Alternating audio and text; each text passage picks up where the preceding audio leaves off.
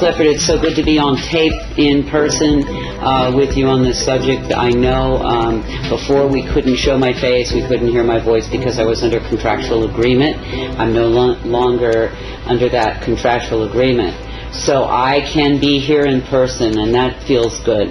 And I thank you so much for translating my prior discussion with you on the media and all of that. But today what I'd really like to talk about is the medicine end, which is my passion, and my whole reason for being involved in this is to try to help people stay as well as they can stay given the givens.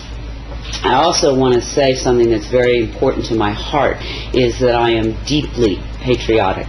That's all I really want to say. Never thought I'd live to be seeing these times. As you know, recently information was brought to us that's critical in terms of health. So I want to deal with that first, and then we can go back and talk about the other contents of this aerosol spray and the impact of the body, and perhaps some mitigating medicines.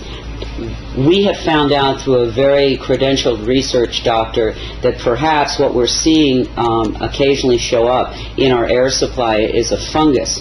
The reason this is so critical is apparently this fungus dramatically compromises the immune system by consuming those nutrients the immune system uses to repair and rebuild. And like every system in our body, the immune system has to keep rebuilding itself. It will wear out, it will wear down, and it has to keep regenerating. If it doesn't have those nutritional tools to do that, your immune system becomes dramatically compromised, unable to deal with any kind of invader. That's why I think we're seeing so many more colds and flus than we've seen in the last 5.5, 6 years, than we've seen in a long time. I know in my clients, these things are like epidemic. Sinus infections, colds and flus. That's on the lighter side. On the heavier side, we're seeing a lot more cancers and some very devastating disease, implying an extremely compromised immune system. Part of that has to be this fungal kind of invasion, because, as I said, this fungus eats the nutrients that the immune system uses to rebuild itself. People say, well, what do you do about a fungus? Well, there's some things that we know that are very good natural medicines for fungal invasions like that. Garlic kills fungus pretty much on contact. The Chinese mushrooms, reishi, shiitake, maitake, particularly in extract form, have been have a lot of efficacy. Caprylic acid, which you can find in any health food store. There are a number of things, and finally colloidal silver, we know, is a major antifungal. So when people are looking at their bodies and saying, why am I always feeling kind of run down and tired, it may be we're being told now that this person is looking at the blood of many, many people, and in almost everyone this fungus shows up in their bloodstream. So that's something we can take care of. If it becomes something in the lungs, we can do the tea tree oil inhales. We also know that we're getting a lot of particulate heavy metals, all of which not good for the body. And I'd like to just quick run through them. There are potential damage to the body, but then also some mitigating medicines we can do. We know that there's some aluminum in this, and we also know that aluminum, unfortunately, can cross the blood-brain barrier. And we know through research it's been correlated to diseases like Alzheimer's. If not so extreme, certainly short-term memory loss. So sad to say, the blood-brain barrier does not recognize aluminum as a toxin and lets it go through into the brain. The good news is, if you have enough what are called essential fatty acids in your system, your brain has the ability to take that metal, aluminum, and push it out of the brain into your hair. And I think that's why so many people who are getting hair analysis are seeing high concentrates of aluminum in their hair. It's the brain doing its job, trying to get this toxin out. Some good essential fatty acids that you can consider are flaxseed oil, evening primrose oil, and most recently brought to me very profound is krill, K-R-I-L-L oil. It's a fish oil that's fairly pure. These essential fatty acids allow the brain to get rid of that aluminum.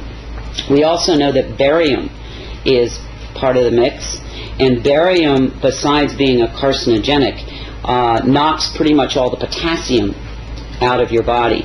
And I'm seeing in my clients a lot of muscle weakness, a lot of heart palpitations, all related to either a complete loss of potassium or way too low level of potassium.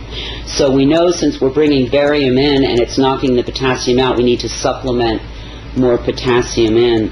And I would say, for anybody who's listening to me, the responsible thing would be to say, to share whatever you decide to do with your health care practitioner, because if you're on certain medications, it can contraindicate. But these are just general guidelines and information for people, not prescription, not diagnostic. Yeah. There is also apparently some titanium in this mix from your research, again, another heavy metal, and magnesium. And for a long time, I could not understand why that would be a bad thing, because we're always encouraging people, to take some magnesium in. However, my brother, who's a physicist, accidentally gave me an answer that I had been seeking 2 or 3 years, why I was seeing so many blood clots and thick, sticky blood platelets. And it's epidemic now, and constantly running commercials for blood thinners and on and on. Well, he tells me when you combine an aluminum ion with a magnesium ion, it clots the blood. So we have both of those in this mix. My personal choice is ginger root for blood thinning. I take ginger root capsules every day. There's also an herb called ginkgo biloba that also thins the blood.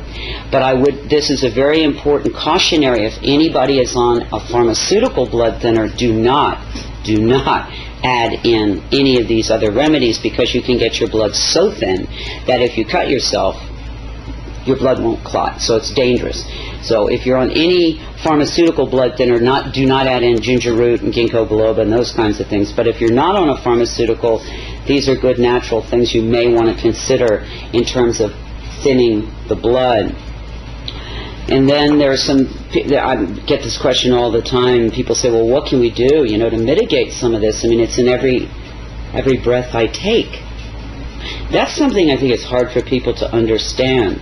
This is not something that previously I could say to people. Please don't eat margarine. Please don't drink tap water. These things are not good for you. I cannot ask people not to breathe.